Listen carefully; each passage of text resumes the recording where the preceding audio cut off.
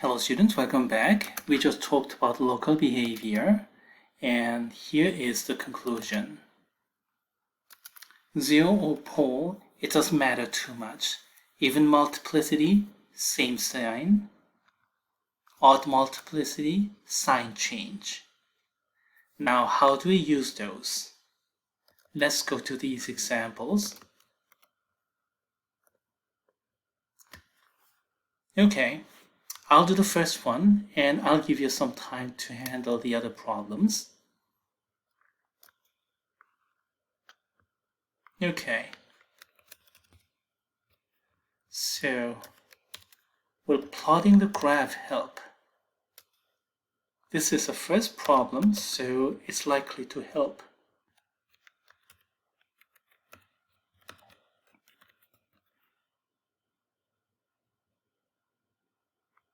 Okay.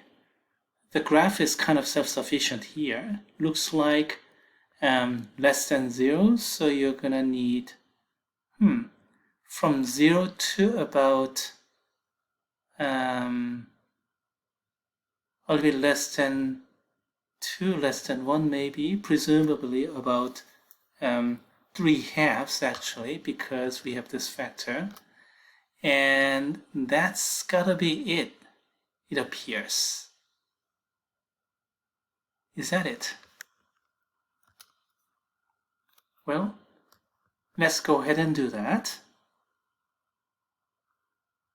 Okay, here we go. First step, let's find all the zeros and poles and the multiplicities. Already in the factored form, so it's going to be easy. From the numerator, we get zeros. From the denominator, we get poles. Here we go. Zeros come from the numerator. X equals to negative 2 with multiplicity 2. X equals to 3 halves with multiplicity 3. By the way, let me copy and paste this thing here.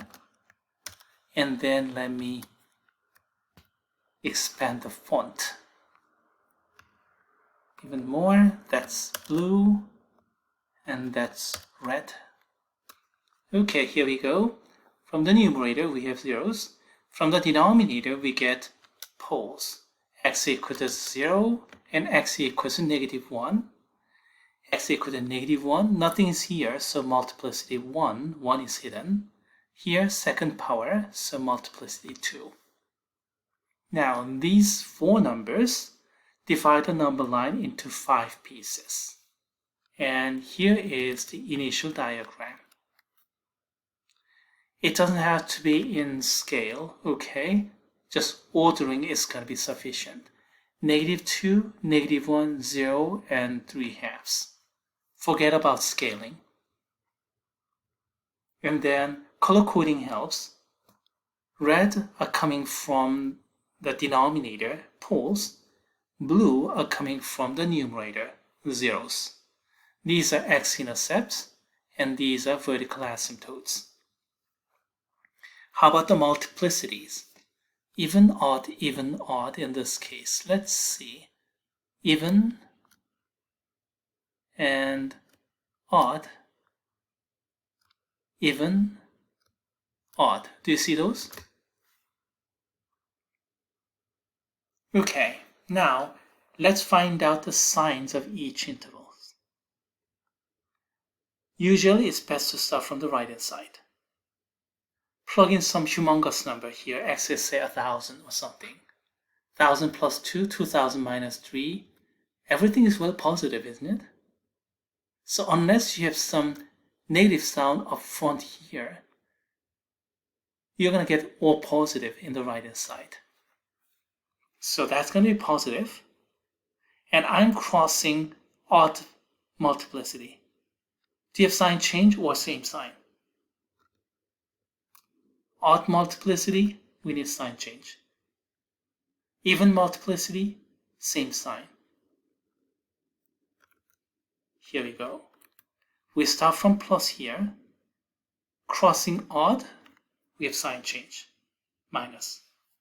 Crossing even, same sign, even multiplicity. Crossing odd, sign change, plus. crossing even, same sign. Does it make sense? You don't have to have precise graph here. We had graph. Did I erase it already? Okay, we had graph, but it's not really helpful. It didn't help to tell the truth. The diagram, on the other hand, helps you a great deal. So get all those in a number line with right order and right multiplicities, and then start from the right-hand side and then follow the rule. Cross odd, sign change. Cross even, keep the same sign. Why? For even, locally graph is hitting the x-axis and bouncing back, either positive, or hitting the x-axis and bouncing back, negative. That's for zeros. So we have like this. For poles, drag. So we have the same sign either way. Now for odd multiplicities, hit the x-axis and then cross, sign change. Hit the x-axis and cross, sign change. That's for the zeros. And for the poles, we have split. One's going to negative infinity, the other's going to positive infinity, and vice versa. So either way, we have sign change.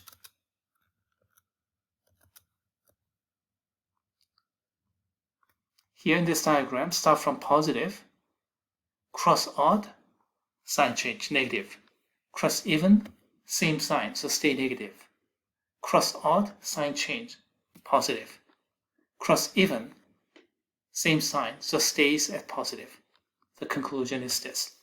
Now, from here, we want f of x to be negative, less than 0. So we take the negative intervals. And where are those negative intervals? Here, -1 to 0 and 0 to 3/2, right? So we have the solution set. -1 to 0 and 0 to 3/2, and then put them together as union. You can use this interval expression, yes, but I'd much prefer to use interval expression like this. And so does our textbook out there. Okay, that was the simplest example. And by the way, here's the plot. Does it help? Multiple plots here.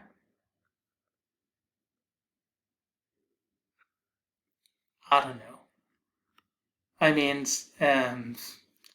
yeah, it may help. And if you really look at those closely and then, maneuver around and do things, yeah, okay, maybe, but it's really hard to tell. Especially you have several pieces and getting those together. That's not an easy deal. Diagram method is far superior and far more reliable. Okay, how about the next problem? Very similar problem, actually exactly the same left-hand side, but we have a semi-inequality. Okay, all right, go ahead. Stop the playback and try it on your own.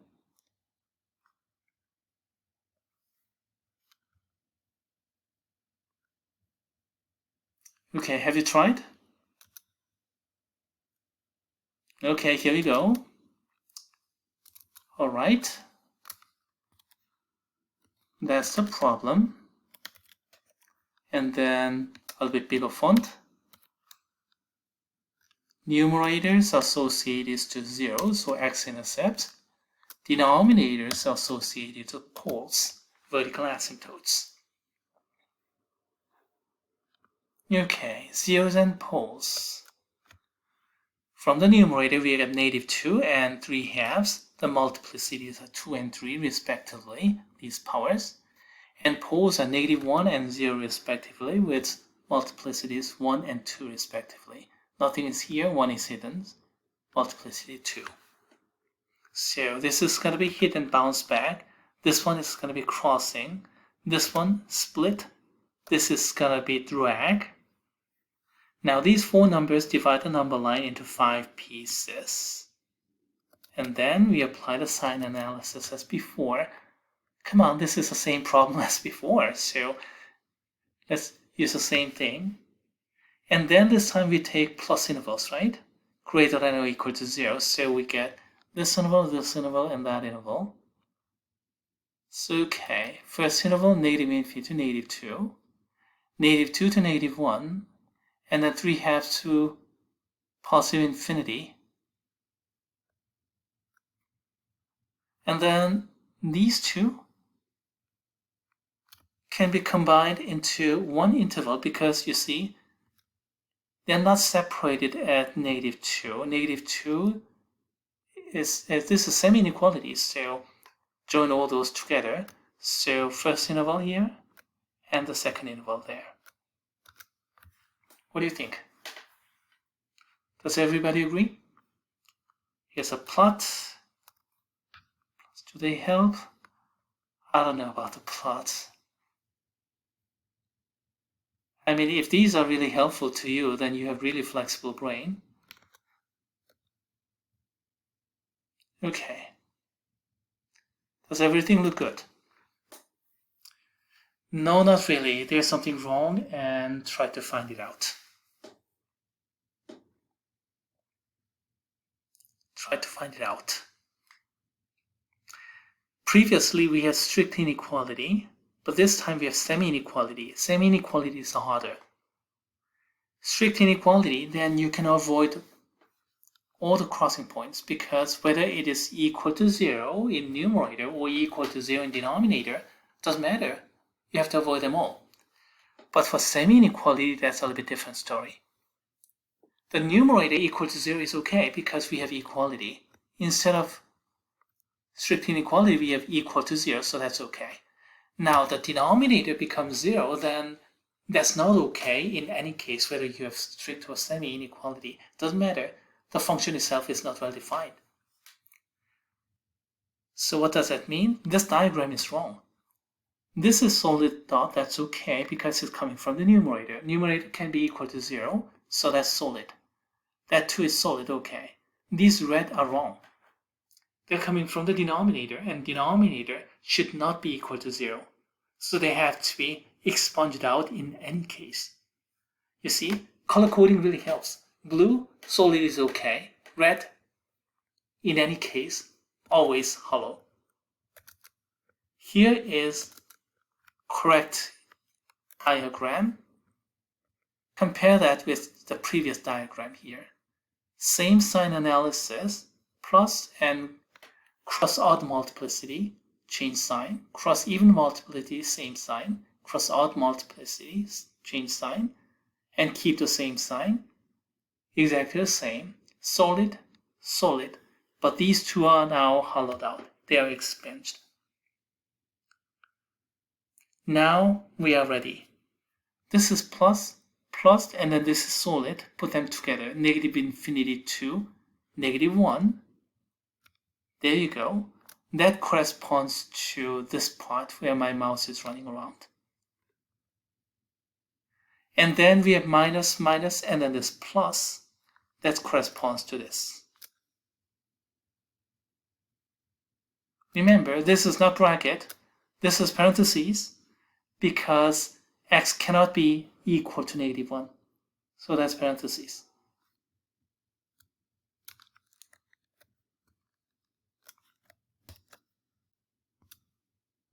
As for this, 3/2, it's okay because that's coming from the numerator. That's 0. So yes, the numerator can be equal to 0. So that's okay. So blue, that can be bracket. Red, that should always be parentheses. So there's a bit of a subtlety here. As for the students who made something like this, okay, don't panic. You're not going to lose really a whole lot. If this had been a final exam problem that is worth 10 points, you just lost maybe 2 points. 8 out of 10, that's not going to kill you. But then again, if you keep missing the extra point after scoring touchdown, okay, it's better than scoring field goals or other things, but still, in the end, you may lose the game.